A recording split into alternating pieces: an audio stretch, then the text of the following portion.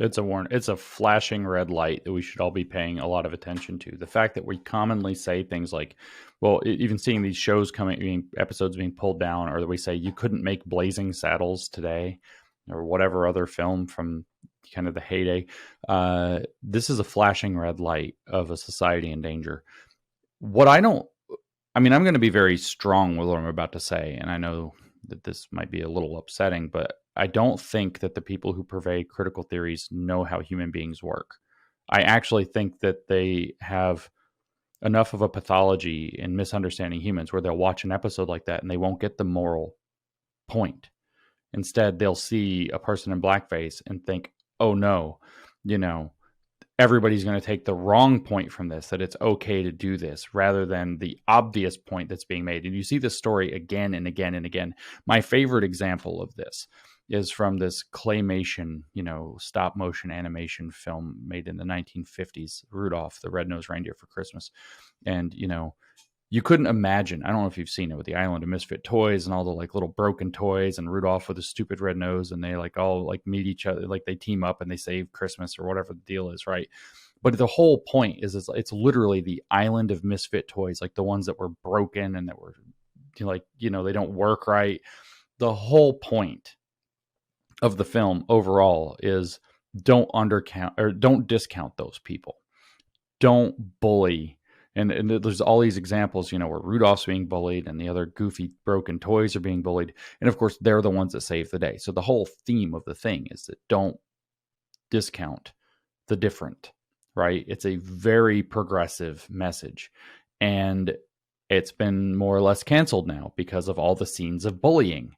And, it's like Rudolph has his like little girlfriend reindeer or whatever the deal is. And like her dad is like, I don't want you with any kind of red-nosed freak or whatever, and they're like, well, that just reinforces, like, not understanding that every kid, like 5 years old watching this, knows that what he's saying is bigotry and not good.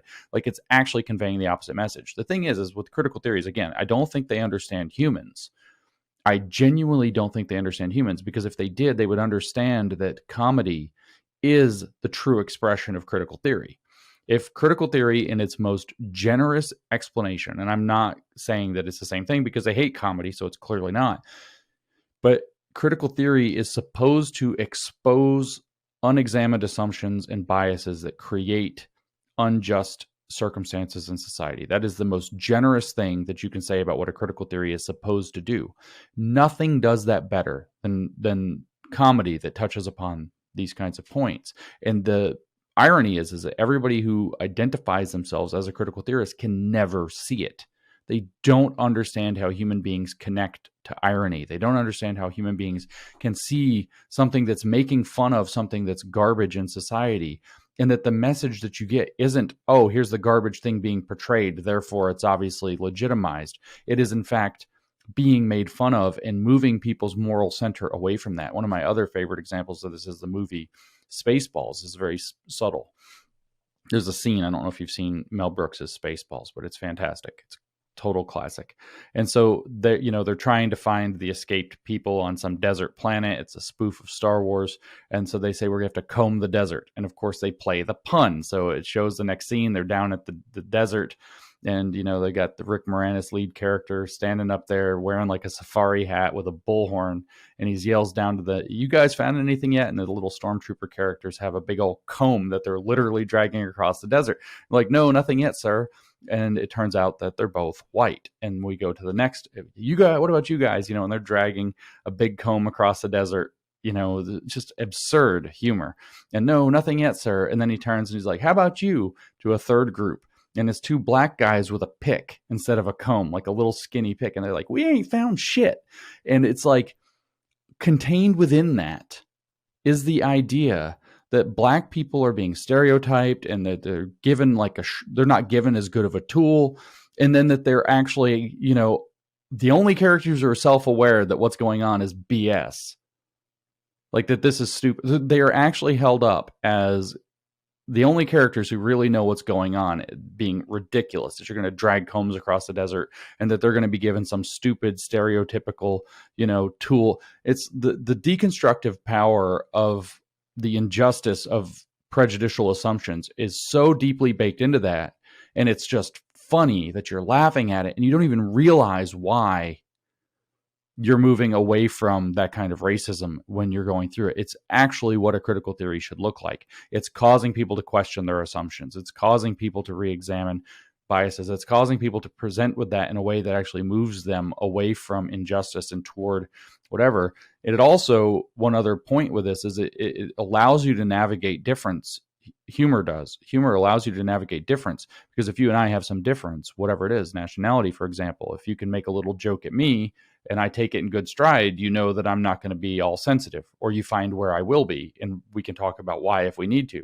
And if I throw some little joke at you and you laugh, then I know, okay, so I can trust this person not to flip out on me, and we can start to figure out the boundaries.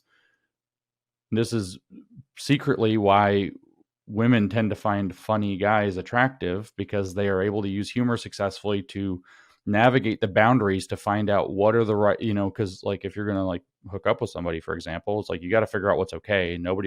Very few people want to be like a creeper or a rapist or whatever, but you have this like, nobody wants to pull out a menu and say, do you like X? Are you afraid of Y? But you make the little jokes and you do this. These are social functions of humor that allow people to navigate awkwardness and difference. And when you start closing that down, you start closing down the ability to relate to one another. You turn everything litigious and make everything contractual, and it kills off that intuitive side and drags it into a very managed, non-human scenario. It's, again, I just don't think they understand human beings. I just don't think that they understand human beings and how human beings actually exist. And that's fine. And we can say that they, we pity them, or that we, want to hear what they have to say because maybe it gives us insights, or that they need a therapist to try to work through some of that difficulty if it's impacting their ability to navigate life. By definition, it's a psychopathology.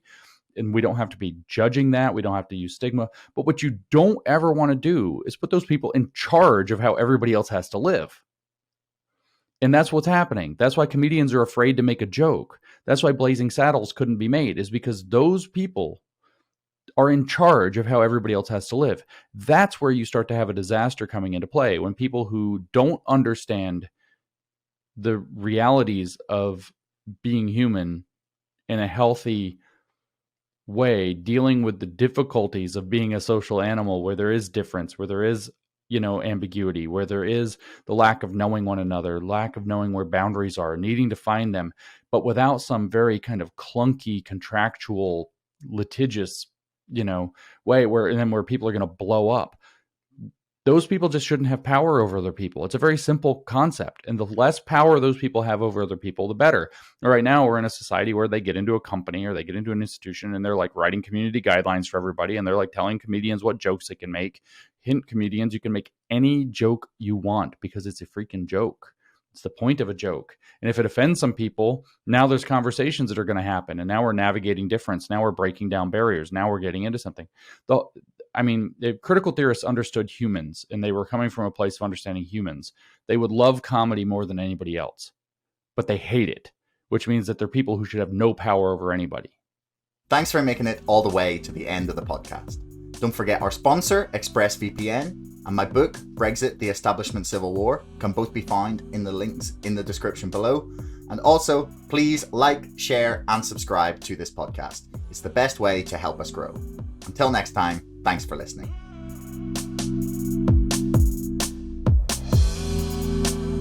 Screw the hedge funds. You can make as many rules as you want, but if there's no teeth behind them, what's the point? Well, like Citadel is potentially just gone in a few months.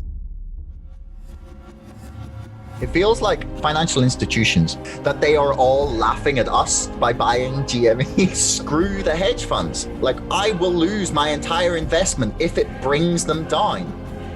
Why on earth, last May, could you buy the entire company for $200 million? What's been happening on Reddit and in social media and in the marketplace has never been seen before. I argue that nothing is off the table. There is nothing off the table when dealing with the volumes of money in something as big as the United States stock market. The hedge funds have clearly underestimated a group of people raised on Friday night World of Warcraft raids. Dark pools, they're another mechanism to manipulate and cheat. Mainstream journalists don't say these things for a number of reasons. One is their sources are the people that I'm talking about, and so they can't call somebody a crook. Superstonk and the other communities that have emerged are a hive mind, the likes of which we have never seen before. It's madness and brilliance, insanity and genius all rolled into one. It's very possible that Citadel will be gone in a few months, and not just Citadel, but the entire financial system has the potential to come crashing down. These crooks continue to gamble recklessly with the world economy, and this could be the moment that they finally get their justice.